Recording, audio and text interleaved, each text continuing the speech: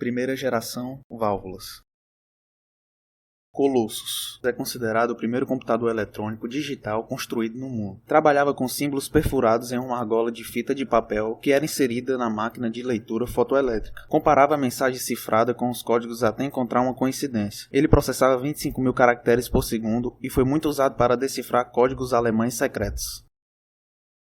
ENIAC foi o primeiro computador eletrônico digital automático de grande escala. Sua função era auxiliar nos cálculos de balística, sendo lançado no dia 14 de fevereiro de 1946 pelo Departamento de Materiais de Guerra do Exército dos Estados Unidos, na Universidade da Pensilvânia. O ENIAC foi representante da primeira geração dos computadores. O ENIAC realizava 4.500 cálculos por segundo, pesando 30 toneladas com um tamanho surpreendente que ocupava um galpão imenso consumindo 200.000 watts, gerando muito calor, precisando de um ar para o arrefecimento.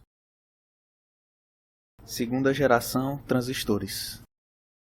O que são transistores? Dispositivo eletrônico que serve para rectificar e ampliar os impulsos elétricos. Em 1955, origina-se o primeiro computador 100% transistorizado, criado pela Bell Laboratories, o TRADIC, que possuía 800 transistores, sendo cada um em seu próprio recipiente.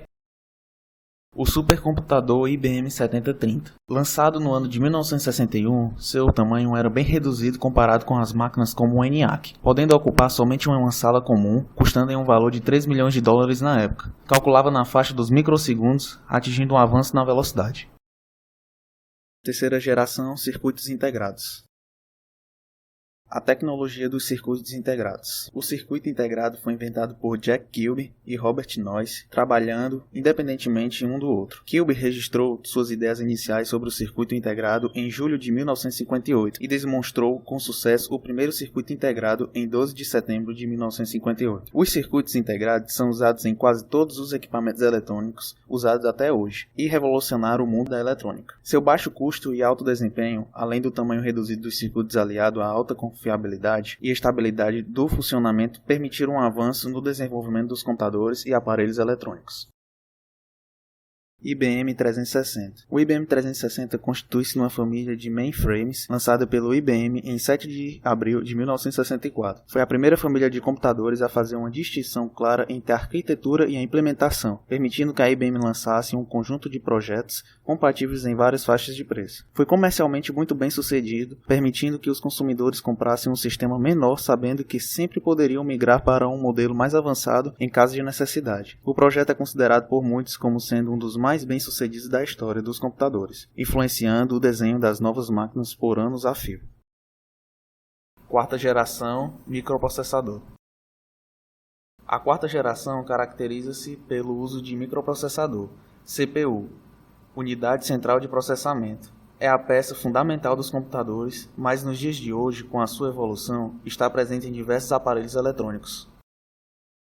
Microprocessador 8008. Com o sucesso do 4004, correspondendo às expectativas da Intel, resolvem lançar em 1972 o microprocessador 8008, de 8 bits. Seu diferencial é que era disponibilizado num circuito integrado DIP, de 18 pinos e tinha apenas um barramento externo de 8 bits. A multiplexagem de 8 bits de dados e 16 bits de endereço neste barramento permitia acender até 16 KB de memória. A evolução da arquitetura de 8008 deu origem a um dos mais conhecidos e mais bem desenvolvidos microprocessadores, o Intel 8080 e 8080A, de 8 bits com 6.000 transistores, 2 MHz e rodava um programa da Microsoft chamado de BASIC.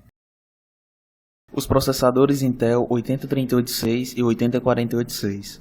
O 8038.6 foi o primeiro a inaugurar a era dos 32 bits no computador. Foi capaz de utilizar eficientemente o modo protegido, capacidade de memória virtual em disco e multitarefas. Já o 8048.6 é similar ao seu antecessor, se diferenciando-se na parte do software por adição de poucas instruções extras. Já na parte de hardware, foi um grande avanço, pois pela primeira vez, dentro de um chip se encontrava-se cachê de dados e instruções, unidade de ponto flutuante e uma unidade de interface de barramento.